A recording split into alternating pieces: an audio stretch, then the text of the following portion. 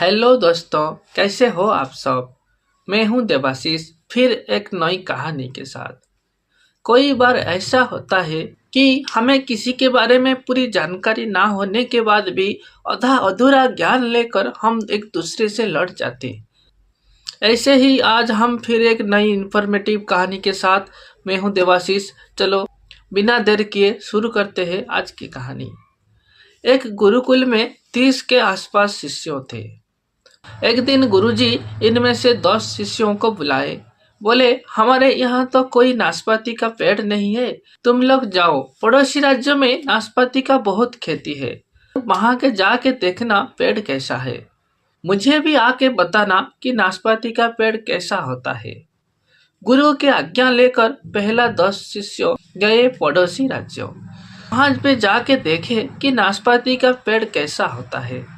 उन्होंने अच्छे से पेड़ के बारे में जानकारी लेकर अपने गुरु के पास लौटे।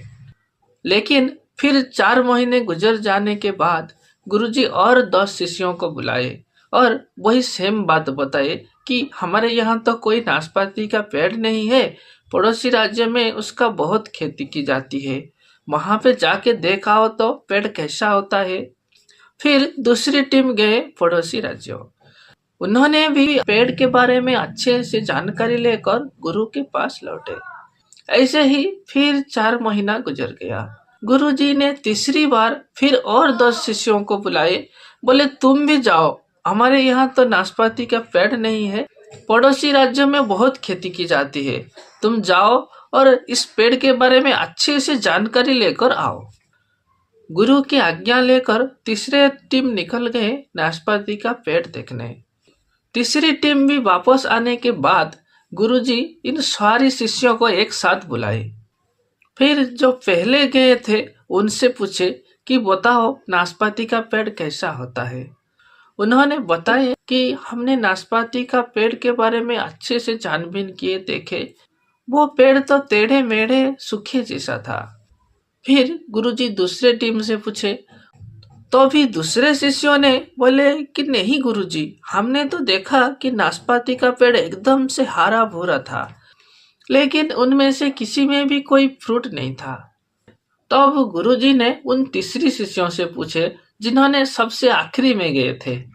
उन्होंने बताया कि नहीं गुरुजी, बाकी उन्होंने कोई और पेड़ देखा होगा, क्योंकि हमने जब देखा था नाशपाती का पेड़ एकदम से हरा भूरा और उन सब में बहुत सारे नाशपाती भी लगे हुए थे, एकदम फ्रूट से लदे हुए। अब गुरुजी ने कुछ बोलते इससे पहले उन्होंने आपस में लड़ने लगे। कोई बोलता है कि तुम गलत बोल रहे हो, कोई बोलता है नहीं तुम और कोई पेड़ देखा होगा। ऐसे ही आपस में बातचीत बढ़ते गए। हर किसी को लग रहा था कि हमने सही है, बाकी सब गलत देखे होंगे।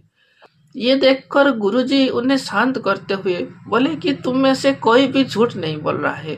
जिन्होंने जो देखा है वो वही बता रहा है। और मैंने ना जानबूझकर तुम्हें अलग अलग महीने में भेजा था। जो तुम लोग बता रहे थे वो नाशपाती के पेड़ की दशा मौसमी के अनुसार थी। फिर गुरुजी ने कहा कि शिष्यों, इससे हमें कुछ बातें सीखने को मिलती है। पहली बात तो यह है कि अगर आपको किसी बात का सही से पूरी जानकारी नहीं है ना, तो तुम्हें उसको लंबे अंतराल तक देखना चाहिए और जांचना चाहिए।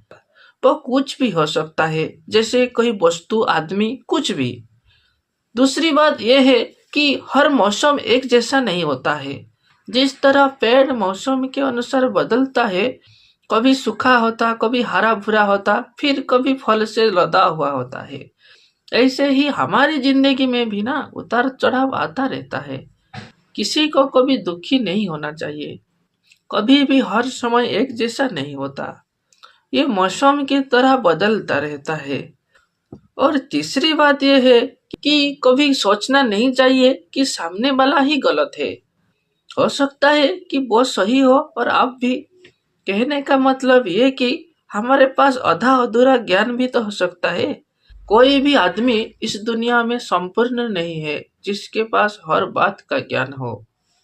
तो ये थी आज की कहानी। अगर पसंद आई हो तो लाइक करना ना भूले।